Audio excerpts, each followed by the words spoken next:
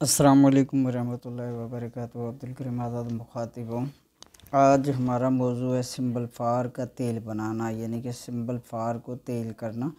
ये आज की जो वीडियो है ख़ास तौर पे उन लोगों के लिए जो कि हिकमत को जानते हैं, या यूँ समझ ले कि अतबाए कराम के लिए, ख़ास इन हज़रात के लिए जो कि तिब से एक अरसा से वाबस्ता हैं और जो अभी नए नए तिब में शामिल हुए हैं, हिकमत में शामिल हुए हैं, वो इस वीडियो से मुतल्लिक़ अपने उस्तादा से रहनुमाई लें, अपने तौर पे कोई ना बनाए, और जो शौक़ रखते हैं वो भी एहतियात करें, क्योंकि ये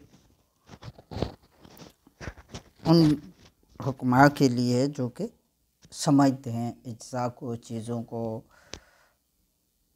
तो आज की जो वीडियो है ख़ास तौर पे इन दोस्तों के लिए, बार बार बता रहे थे, मैसेजेस भी आए इनके कि आप सिंबल फार के तेल के ऊपर कोई वीडियो बनाएं।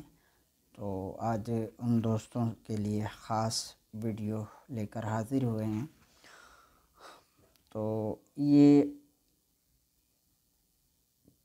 फटकंडा का नमक है, यानी कि नमक फटकंडा, जिसे नमक चटचटा भी कहते हैं।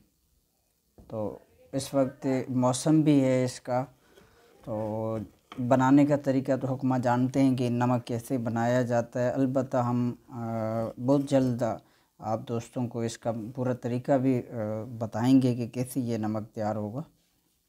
तो ये सिंबल फार है हस्ब ज़रूरत, यानी कि औज़ान में आपको बता देता हूँ। कोई बनाना चाहे तो 100 ग्राम आपने नमक लेना है फटकंडे का, यानी कि उठकंडा भी कहते हैं, फटकंडा भी कहते हैं और चटचटा भी कहते हैं, और भी काफ़ी नाम है, लेकिन मशहूर नाम ये 3 है। मरूफ़ और मशहूर नाम ये 3 हैं।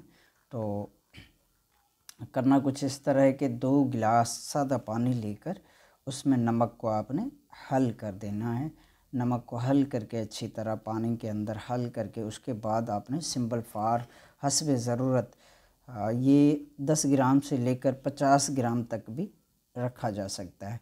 तो कोई भी स्टील का बर्तन ले लें है, गिलास हो, चाय बाटी हो, या कोई भी छोटा गिलास हो, या कोई भी बर्तन स्टील का होना चाहिए, वो लेकर उसमें सिंबल फार हस्ब ज़रूरत जितना आप बनाना चाहें इतना आपने सिंबल फार ले लेना है। और इसमें आपने ये फटकंडे वाला नमक वाला जो पानी हमने बना कर रखा है, इसमें से इतना पानी बर्तन में, सिंबल फार में वाले बर्तन में डालना है कि सिंबल फार अच्छी तरह डूब जाए। जब ये अच्छी तरह डूब जाए तो इसको रात भर ऐसे ही रखा रहने दें, रात भर यानी कि 24 घंटे तक रखा रहने दें। उसके बाद आपने इसको रेत जंतर पे हल्की हल्की आग पे पकाना है।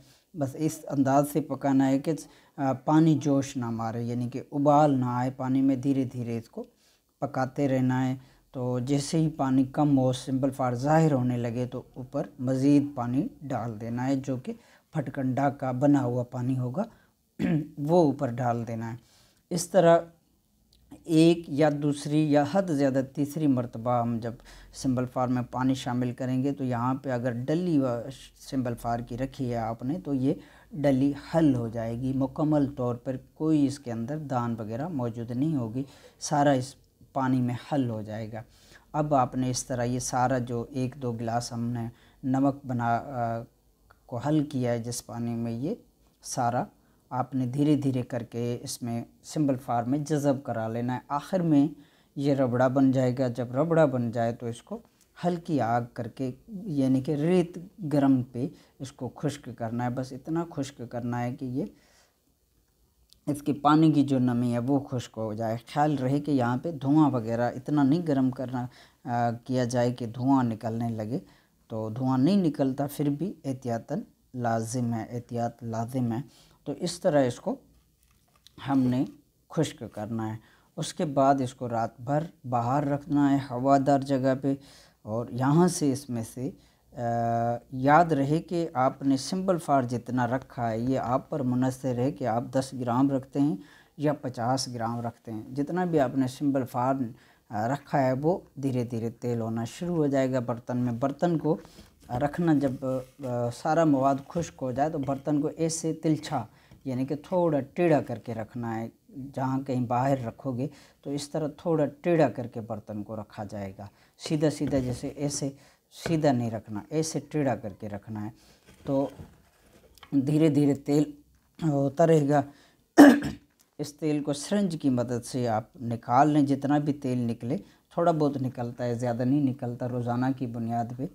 तो इसको आपने महफूज कर लेना है किसी और ड्रापर में, फिर दूसरे दिन रखना है। इस तरह जितना भी आपने सिंबल फार रखा है 10 ग्राम, 20 ग्राम, 30 ग्राम, 40 ग्राम या 50 ग्राम, जब उसकी मिकदार पूरी हो जाए तो आपने ये सिंबल फार आपने अपने तौर पे काम में इस्तेमाल करना है। तो ये तरीका होता है इसका सिंबल फार के तेल बनाने का।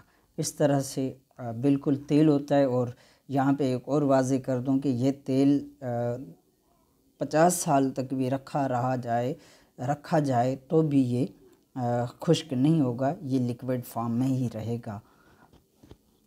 तो इस तरह आप सिंबल फार का तेल बना सकते हैं। इसी तरह आप सेम यही तरीका, इसी तरीके पे आप वर्क़िया हड़ताल का भी, यानी कि हड़ताल वर्क़िया का भी तेल बना सकते हैं। मैंने दोनों तरीक़ों से, यानी कि दोनों को अज्ज़ा को अलग अलग, सिंबल फार को अलग तेल बनाकर देखा है और वर्क़िया को अलग तेल बनाकर देखा है। सिंबल फार का तेल पानी की तरह हल्का सुर्खी माइल होता है, लेकिन ज़्यादातर पानी की शक्ल का ही होता है। और वर्क़िया का जो तेल होता है वो ज़्यादातर सुर्ख ही होता है, बिल्कुल सुर्ख कलर होता है। तो इस तरह आप दोनों अज्ज़ा का अलग अलग तेल बना सकते हैं। एक साथ भी बना सकते हैं, लेकिन मैंने एक साथ नहीं बनाया, मैंने मुफ़र्रद बनाया है। सिंबल फार का अलग तेल बनाकर देखा है और वर्क़िया हड़ताल का अलग तेल बनाकर देखा है। तो इस तरह ये तेल बनाया जा सकता है। आपकी दुआओं का तालिब, अब्दुल करीम आज़ाद।